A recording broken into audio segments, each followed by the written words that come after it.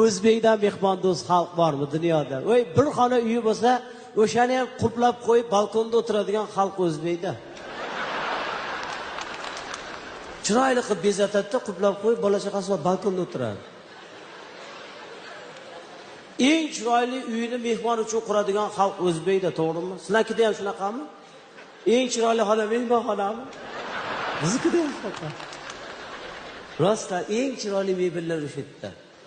Eng chiroyli gilamlar o'sha yerda, eng chiroyli pardalar o'sha yerda. Eng chiroyli idishlar, hali bagimalar, haligi kitayskiy bir narsa idishlar bor-ku, o'zim olib kelganman. Lekin o'zimiz ishlatmaymiz. Sindirib qo'yamizda, 41 ga kirgan bo'lsa-da. Bizga mumkin emas. O'zimizga beminnatgina paxta gullik. Sinsa ham jalqa emas. Uyimizdagi yakka-yagona lustra mehmonxonada-da. Lekin xotin eshikni quplab kalta olib qo'ygan, o'zim ham kira olmayman-da, ishoningda. Har zamonda u yoq o'tganda eshik derazasidan qarab o'zim havosim keladi. Zo'r uyimiz bor deb qo'yaman. Hali kalit teshigidan mandarinlar hidi chiqib turadi. Men mehmon kelsa kiraman-da, shu yerga o'zim ham tushunasizmi? Mehmonlar bilan kiraman. Kelinglar, xush kelibsizlar. Mehmonlar marhamat. O'zim qilganman remotlarni. Qani o'tdi duo qilib. Bu birovning uyiga kirib qolganga o'xshaysiz-a? Agar eshik ochiq qolib ketib, bolalar kirib qolsa bormi? Onasiga tushuntirish xati yozadi. Men Anvarbekov Abdulloh Avazbek o'g'li mehmonxona eshigi ochiqligidan foydalanib kirdim va bir dona shikolat o'g'irlab yedim. Qilgan ishimdan afsusdaman, kelajakda bunday holatlar qaytarilmaydi.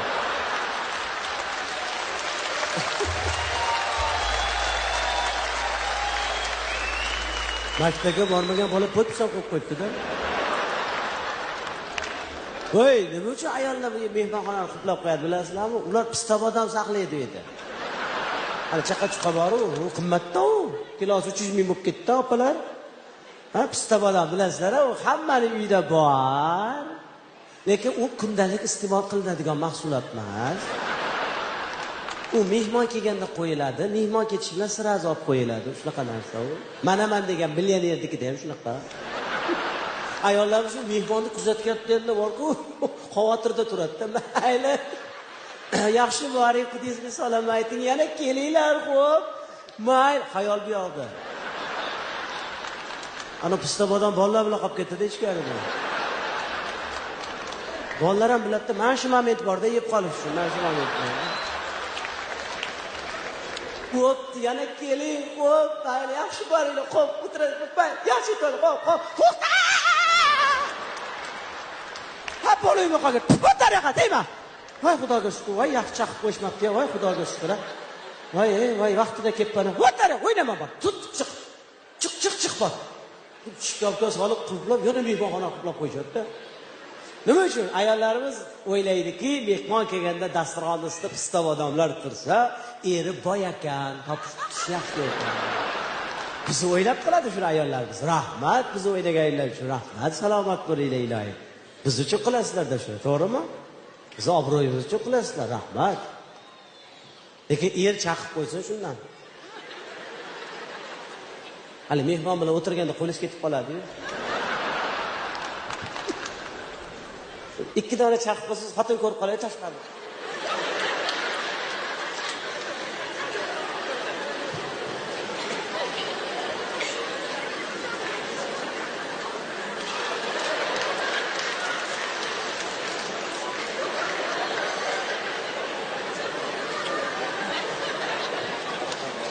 Eram bechora qo'lda pista bilan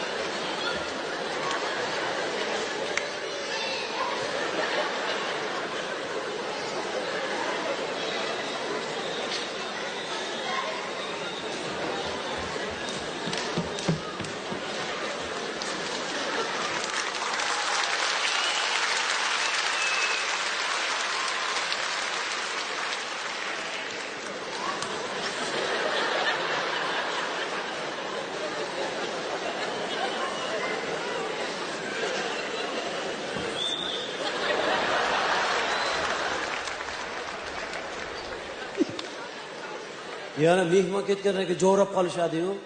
Rosa nafsiz yomon ey dadasi. Shu to'rtta tarafga turib tursin, mehmon kelganda obro' bo'lib turibdi. Ya mehmonchi nazorat to'qagan qo'l uzatmayapti. Sizni qo'lingiz tinmaydi ya tavba qildim dadasi. Ram chaqdi, chaqa. Pista ko'rmaganmisiz? Ko'rganman, chaq ko'rmagan ekanman.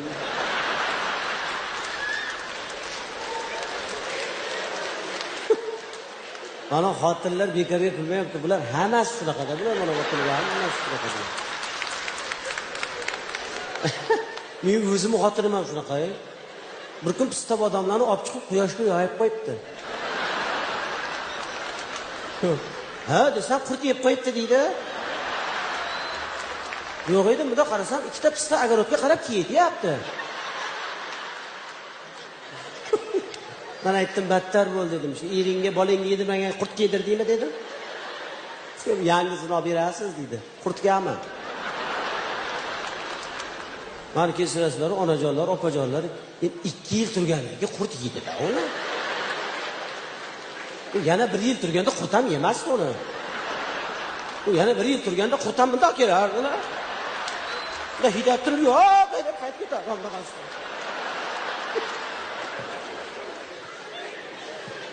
Ala bunaqa o'ziga ilinmaganini mehmonga ilinadigan, mehmonni o'zidan aziz biladigan bunaqangi buyuk xalqni qayerdan topasiz?